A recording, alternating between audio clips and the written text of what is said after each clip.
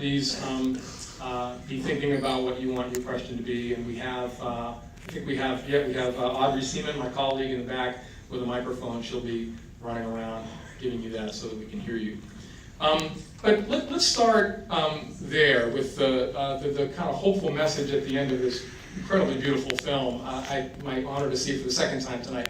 That message of yes, this is possible, local solutions are happening. I would love to have maybe first Sidney talk about what he observed as he was producing this film in terms of local solutions, the importance of local solutions, and then we'll go to Loren where we'll hear about some of the terrific work that the Sierra Club is doing to promote more local action on clean energy. Sidney, first. Thank you very much, and thanks for the inspiring story about Duluth, which I actually didn't know about. We were looking for inspiring stories because we knew we were dealing with a subject matter that, in many aspects, is anything but inspirational. It's a troubling legacy that coal has, and that's what the film portrayed. When we set out to tell the story initially, we first were interested in talking about climate change and greenhouse gas emissions, which is clearly associated with coal. The film, I think, demonstrates that. The public health component was another one that we found ourselves really delving into because it's a serious concern.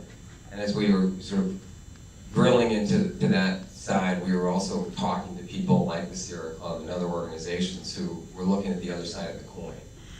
We needed to look square in the eye at the problems associated with coal. And it wasn't in an effort to be Pollyanna, but it was really in an effort to look at the past and the future. I mean, the basic thesis of the film is that coal is a 19th century technology, and it's not suitable for the 21st century. So to look forward, we traveled around and spoke to people like Mayor Dale Ross at Georgetown, Texas, who made a reference to you folks up here. This is the only room that's gotten a laugh in. That was gratifying. But we sort of cataloged a number of different cities, a number of different areas, and Burlington being an amazing example in terms of the progress. And Loren will talk about the work of the Sierra Club and Ready for 100, but we know that there are every day more cities, municipalities who are embracing this clean energy future. We love the idea of being in Georgetown, Texas, where Dale Ross says, this is the reddest town in the reddest county in the reddest state in America. And he, by the way, his background is an accountant. So he is a numbers guy. And his director of economic development there is also a numbers guy. And they did the analysis and said, this is a win-win. We need to embrace it. So, you know, they acknowledge, I mean, I was with him a couple of weeks ago in Washington, D.C. We were actually staying in the W there that actually has a view of the White House from the bar, rooftop bar. And he said it was dark there last night. The lights were on tonight at least. But we were sort of talking, and he's a Republican.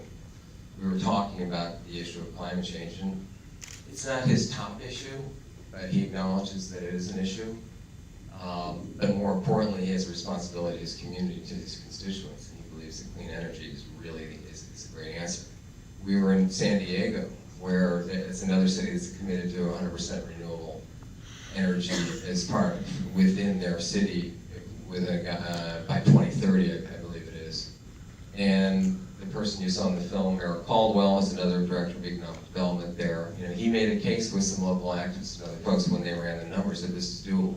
There's 350 clean tech businesses in that area. So it's a huge source of economic development, not only just in saving money and climate friendly, but really it's spawning a whole new sector of economic activity that's really serving the future of that community, and they've really obviously placed their hopes for the future in that industry, both in terms of, for their consumers and for economic development. Dow Constantine, who we're with in King County, he's a county executive, which is the county that Seattle's in.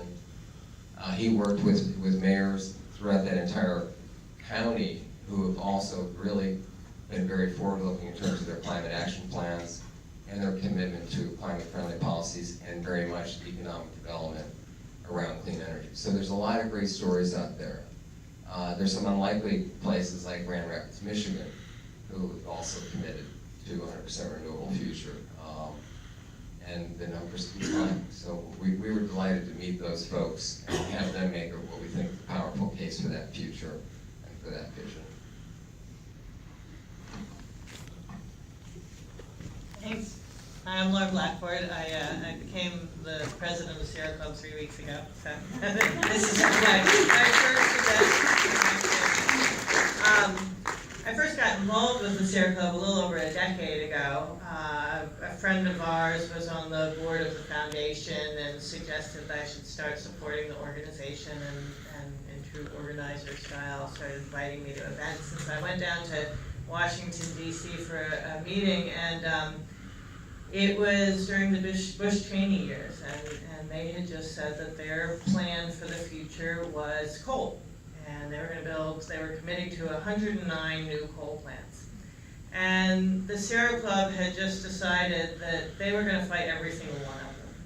And they were telling this to these supporters, and frankly, we thought they were a little crazy. And that was really ambitious. It was really kind of audacious. What makes you think that you can stop every one of those coal plants in all those different places? And it turned out, as you've heard, that fight went really well. It was something, fighting the bad things like that is something Sierra Club is very well structured for. You saw some of the people we have, some of the organizers. We have a great legal team, communications, advocacy, but most important, what we have is people on the ground. And we have several of them here. But Sierra Club is the largest grassroots environmental organization, and that's the real power. It's combining that local power with those national capacities. So that fight has been going well. But what we've always known, and now more than ever, is that we really have to transition to the solutions. It's one thing to stop the bad, but we really need to. We can't just be against things, and we need to really focus on what do we replace them with. For those communities that are directly affected, for those communities where that's their economy and that's been their jobs, but also for the country as a whole, the nation as a whole. So increasingly, we're trying to move beyond coal. The name of our biggest campaign is Beyond Coal, and we're really getting more and more into that beyond phase. And so one of the most exciting parts of that is one of our newest efforts, which is Ready for 100. Later you can look at Rob's shirt here, and they're Ready for 100 campaign. But you saw on the map in the movie that a lot of cities are committing to go 100% renewable. Burlington, Vermont is definitely in the vanguard, and we're really, really grateful to you guys for that. I mean, when people say, no, that's not possible, it's really helpful to be able to say, no, actually there are places that are doing it in Texas and Vermont. Not to say you're done. You've done it on your electricity. There's still some other sectors of your economy to work on, but we really appreciate your leadership, and we're working with cities all over the country to follow that example. The very first event I did after taking on this new role was to go down to Columbia, South Carolina, where the mayor there was signing on to the 100% commitment. And so in a very red state, he was very articulate about the needs, and it was some of the same reasons that we heard about in Georgetown, Texas. And that mayor, Mayor Benjamin, is becoming the head of the U.S. Conference of Mayors. Right now, as we speak, a bunch of our colleagues of the Sierra Club are down in Miami, where the U.S. Conference of Mayors is meeting. And Mayor Benjamin, one of his very top priorities is to get more and more mayors to sign on to that commitment. And the Sierra Club will be working closely with him and with our activists across the country to do so. And then we're going to look to folks like Steve and his colleagues to help us also work with the cities on how to meet those commitments. The pledges are wonderful. It's a great step. It's particularly important now. This has always been important, but now that the U.S. has abdicated its leadership, It's